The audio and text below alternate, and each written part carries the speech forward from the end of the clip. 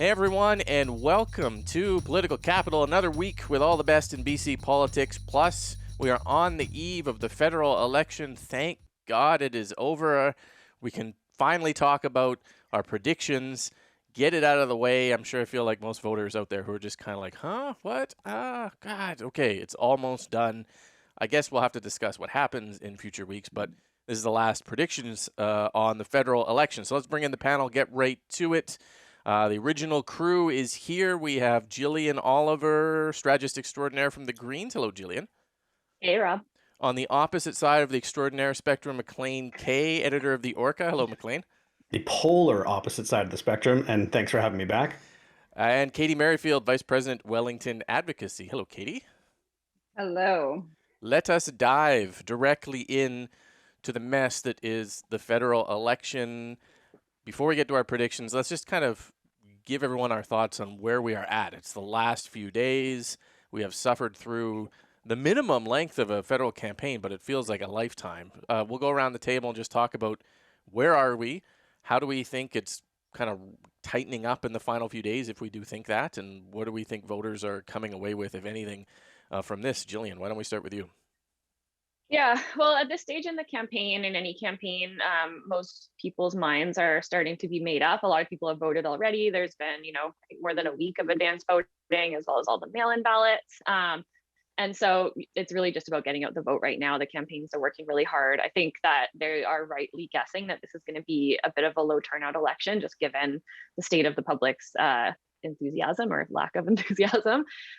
So I think that people are probably seeing a lot of activity in their neighborhoods as parties hustle to get people to the polls. The Liberals have really tried to crystallize their message, this week try to put Erin O'Toole in a corner with Conservative premiers whose popularities are tanking due to their COVID responses, and really make this a referendum on who do you want to see us through the rest of the pandemic. I think that you're seeing that reflected in some of the polls, and I think that is probably going to be to their favor, although not as much as they would have liked it to be going into the election. I think that if they do get the most seats, they'll just scrape by. Yeah, and I think the other two main campaigns, NDP and the Conservatives, have stalled a little bit in the last week here. Singh has stalled over some answers around what he would do with the Trans Mountain Pipeline, unable to sort of give really clear answers. And I think that's been damaging to his brand because he doesn't sound like his authentic self. He sounds like a triangulating politician. So I think that's been a bit of a bad week for him. Yeah, and then the Greens still in the fight. They're still there. Technically, they still exist.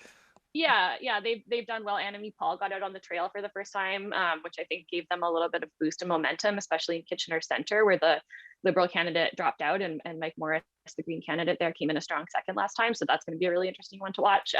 If they can lock down another Ontario seat, that's going to be huge for them.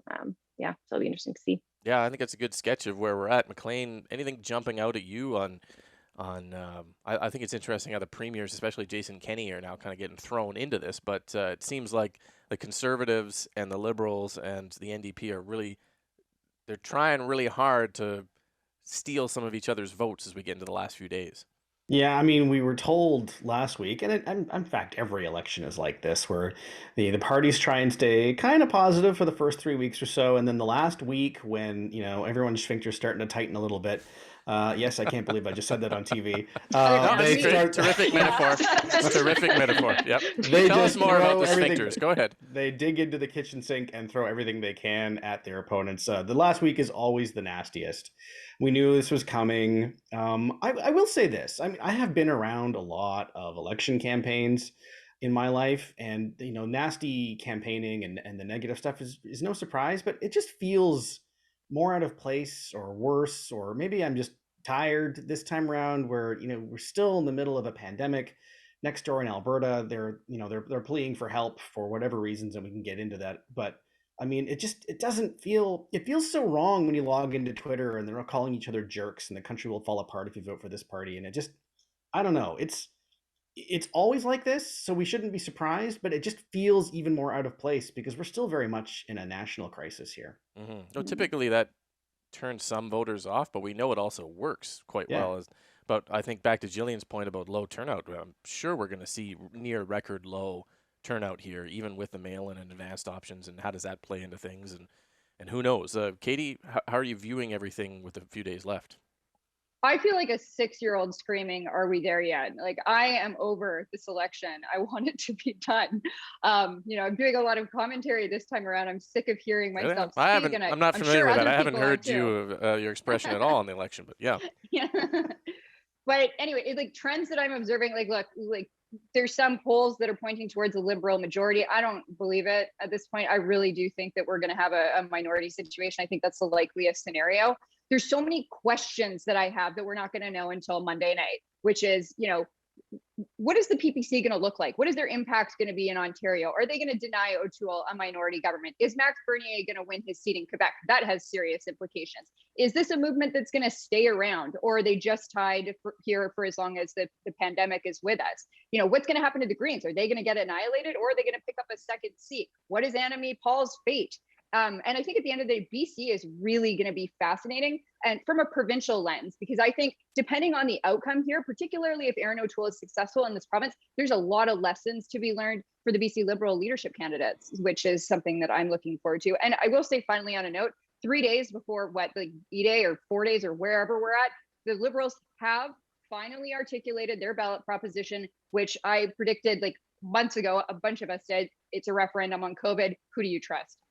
you ask Yeah. many good questions there, Katy, and now we answer them. Yeah. We do want to hit on the issues of, do we think the People's Party, do we think Maxime Bernier wins a seat? Let's go around and ask about that. Do the Greens retain their 2 seats? Do they pick up a seat? Do they lose a seat? Do they go down to nothing? Does the NDP gain any ground or lose any ground? And then who is winning a minority government, if that's where we think, or if someone can toss a Hail Mary out there for a majority? Let's just kind of sketch that out, go around and see where we are all at on that. Maclean, you want to kick us off? Yeah, I mean the People's Party and the Green Party, you mentioned them off the top. I would be surprised if the Greens get wiped out. I don't see Elizabeth May losing her seat in Saanich North in the Islands. I think Paul Manley has a decent chance of retaining his Nanaimo seat. I won't pretend to know how Annamie Paul's doing in Toronto, and Jillian is obviously going to be much better prepared to talk about other seats they have a shot at. The People's Party is also really hard to say. I mean, polls are putting them at something like 10%, but it seems to be spread so thinly, it's very inefficient, as some will say. And so it may not translate into an actual seat. If it does, I guess there's 1 or 2, literally, where that is a realistic chance. We'll see. We'll go from there. As for the rest of the House of Commons, I actually think it's going to look a lot like it did a month ago. I think we're looking at a liberal minority, probably, if I have to guess, a few fewer seats and a few more seats for the Conservatives and possibly the NDP. But I still think we're talking about Prime Minister Trudeau in a weakened minority in a couple weeks from now. Not on Monday, because with all the mail-in votes, we're not going to know the final results on Monday night, which is frustrating. But I really think that this is going to turn out to be much ado about nothing, and we'll be right back where we started. It's hard to imagine a scenario where we don't have a Prime Minister Trudeau, because as the incumbent Prime Minister, he gets first chance to test the confidence of the House, and he'll likely have the NDP or be able to offer them something and continue on very similar, like you say, Maclean, to where we were before. It's not like if the Conservatives get a few more seats as a minority, they suddenly take first stab at that's not how the system works. So you're right. I think we may see something similar. I don't know. Before we move on, did you say 1 or 2 People's Party seats or no? What do you think?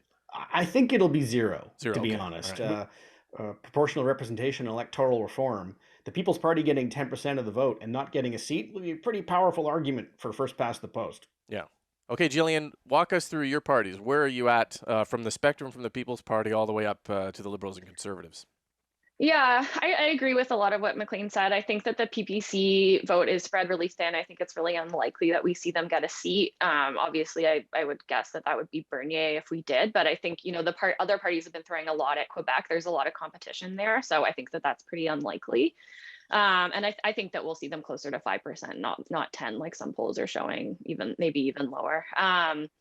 I think that, liberal minority is most likely. I think the Conservatives and NDP might pick up a little bit, especially the NDP here in BC, maybe a little bit in Ontario.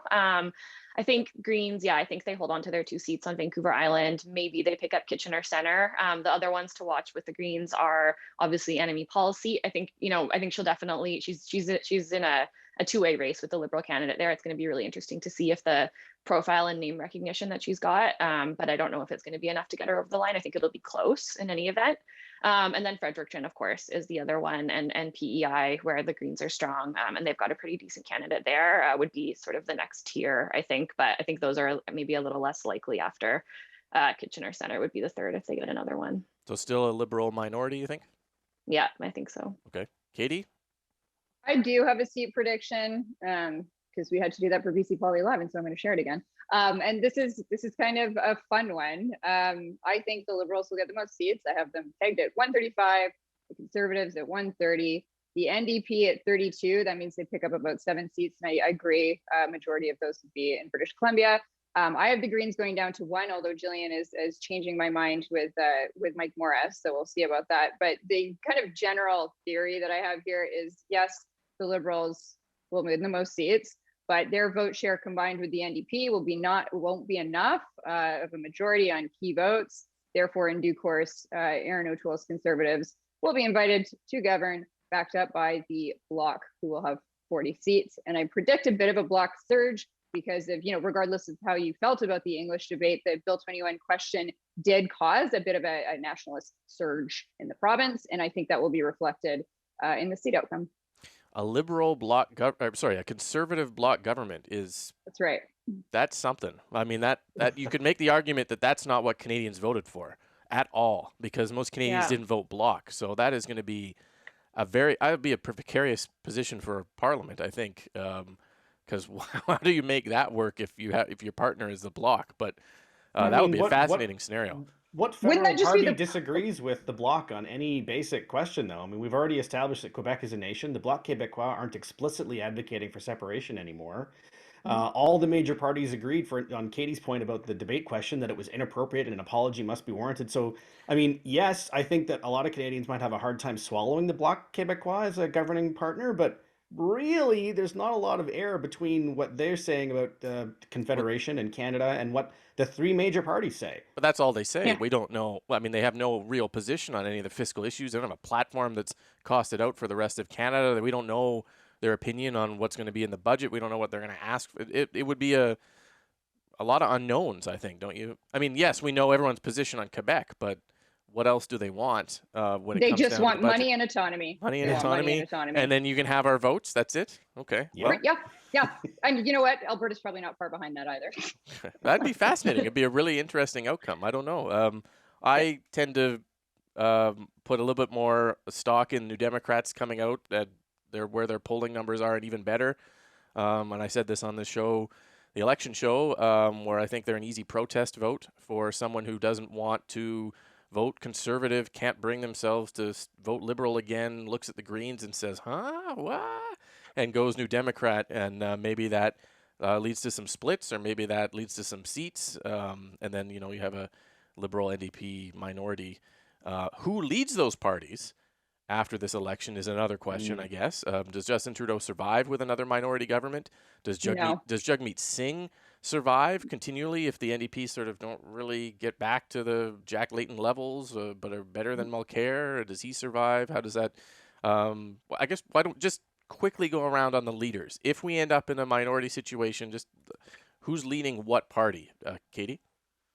So Trudeau, I think they would keep on until the pandemic is done. I think he would also want that as a legacy piece as well. But if he gets a reduced minority, there's not a snowball chance in hell that he is leading them into the next election, in my opinion. With Jagmeet Singh, and we talked about this on the Czech show. I don't know, and I would be curious to hear from a New Democrat on this. I think Jagmeet Singh, I like his style, I like his presence, I like his contribution to the political discourse. And they're more of a movement party rather than, legitimately thinking that he's going to be prime minister one day. If I may be so bold to say that, I think it's more important that they have a leader who is giving the right message, who has integrity, than it is to have somebody who could maybe compromise on their morals and values and get a higher seat count. But that's just my observation. So I think Jagmeet has a better chance of sticking around. What about O'Toole as the opposition leader? Does he stay? I hope so, because I think regardless of the outcome, I think O'Toole and his team have done a fantastic job in demonstrating a like thoughtful, moderate conservative party who has the capacity to greatly expand the base. And I think if he had been introduced to the Canadian public 6 months before, a year before, in a more meaningful way, which wasn't possible because of COVID, I think we'd be having a different discussion. I think he'd be headed to a majority government today. Jillian, what do you think of all the leaders? Yeah, I think that Katy's right. I think Trudeau, if it's a Liberal minority, I think Trudeau is probably going to be gone in a year or two. I think Jagmeet Singh, I think there's a lot of reasons to keep him around, especially if it's a minority. He's going to have a higher profile, be able to sort of demonstrate, their value and hopefully flex a little bit more muscle in Parliament, hopefully for them. I think obviously Annamie Paul, it's contingent on her winning her seat. Otherwise, I think she'll resign in short order. And O'Toole, yeah, I think it's, it's been tradition for leader of the two main parties to usually step down if they don't form government. But I think that is kind of changing a little bit for some of the reasons that Katy said. And, I think that they might see this as his performance as something to build on for sure. I'm not sure if I agree that he would. I think the longer the campaign's gone on, the harder it's been for him to answer sort of difficult questions about, how does he kind of keep his base in line and that sort of a thing. So I'm not sure, but I don't know if they could come up with someone better regardless of the election outcome. Maclean, really quickly, what do you think? I think the only two National Party leaders who are absolutely guaranteed to have their jobs a year from now are Yves-François Blanchet and Jagmeet Singh. Aaron O'Toole is fairly likely to stick around, and I think you're right about Justin Trudeau. That'll depend entirely on where they sit, whether he's Prime Minister a year from now. Let's move on to a BC political topic with the few minutes that we have left here. Stick around for some more in the audio portion of the podcast. We had 2 Alaskan bills this week to permanently bypass British Columbia ports for U.S. cruise ships, which we've talked about in the past. There is a temporary measure in place right now where Alaska can skip stopping here until Canada reopens its ports in November. Now, due to what's become a grudge match between Alaskan senators and the congressional delegation and BC Premier John Horgan, the Alaskans are going for the jugular, trying to make the full skip of Canadian ports. We have about 4 or 5 minutes here, but let's go around and just say, should we have seen this coming? Is this an issue John Horgan should be alive to? There was his response this week was very tepid. I'm not, this is a Canadian thing, yada, yada. And is there any risk to the BC government, or is this just going to kind of blow over? Maclean? They should very much be alive to this. They should have been alive to it when this issue was first raised back in, April. But they have been sort of wrong every step. They keep saying whatever happens next is not going to happen, and it keeps happening. The problem Canada and BC has is that from the American point of view, there's absolutely no reason to force cruise ships to stop in BC. If they want to, great. But currently they have to. But our fudge is 40% off. Why wouldn't anyone want to come here? Imagine if you're trying to book cruise ships and you're telling passengers now you can go on one if you don't have a passport. You can, if you don't want to go to Canada, you're not able to go to Canada for whatever reason. I don't think we're the draw that we think we are. There will still be cruise ships that stop in Vancouver and Victoria, but there's no reason from the American point of view to force them to. And so this issue is not going anywhere. We've created this idea that Americans want to stop here, which might be true, but they stop here right now because they have to. Exactly. And are they here because they want to take a carriage ride around Victoria's, Parliament or not? That's the question, and the risk here is if they don't have to, will they? Katy? I want to talk about this from a brand perspective because this is a head scratcher for me. I think Horgan's team is excellent, and Horgan he's done a great job becoming the most popular premier in the country. But there's a caveat here. The NDP know that they're vulnerable on more economic development issues, and so I'm surprised they are allowing him to come across as very incompetent on this. It surprises me. Like, if you have a vulnerability, you should be doing everything that you can to shelter yourself from it. And they have done a good job on that to a certain extent. And to be clear, I'm not blaming the team or anything. Just it surprises me that this has rolled out the way that it has, when normally this is a government that's, I think, a little bit more careful with regards to reputation management, messaging, and branding. Yeah. So, and also, if the angle is to blame the feds, the NDP government successfully negotiated agreements with the feds on childcare, transportation infrastructure. They obviously have a good relationship. Why has this never come up as something that they're working on together? I don't understand how this has rolled out the way that it has. It is a head scratcher, Jillian. I think, I think that the NDP was so focused on winning the snap election, and once they got that overwhelming majority, I think that there's been a lot of hubris. I think they kind of felt like they took their eye off the ball on a lot of things. We've seen them be very reactionary in a lot of ways, obviously with recent COVID measures, only responding, when there's been significant public outcry or outcry from experts, as well as sort of, the very tone deaf lifting of the restrictions press conference in the midst of the heat wave when hundreds of people had died. So I think they hopefully they're starting to realize that they've got 3 years where they need to actually be present to govern. Otherwise, these things are going to continue to get ahead of them, and it's going to build. Yeah, it's a weird one where I think somehow Horgan has made it worse on a file that he may not even control, but he has yet to be able to engage Ottawa on his behalf to fight. And so the Alaskans, I mean, a lot of what Don Young, the congressman who brought in the first bill here, is doing is just picking on Horgan. He's made Horgan into a cartoon villain for his own domestic gain on America First, tourism, COVID reopening, Indigenous First Nations. I mean, somehow Horgan is the evil guy. He doesn't, and Horgan's sitting there going, I don't have anything to do with this except for the fact I keep insulting him in the media. And it's there's some personal dynamics here that I don't understand, because I don't understand U.S. Congress or what's going on in Alaska. But we do face a very serious threat from the Alaskans here. So who knows what's going to happen. But we continue to offer our fudge at 40% off in downtown Victoria with the I Heart Victoria t-shirts, those little maple syrup candies shaped like maple leaves, right? So why wouldn't anyone want to come here? I mean, it's great. That's the idea. That's the hope from the BC government. We will stay on that one. We'll stay on the other issues. Come back to us next week. We will be here to talk about the results of the federal election, what it means for British Columbia, and then hopefully we never have to talk about the federal election again. And all the latest in BC politics. Thanks so much for watching Political Capital.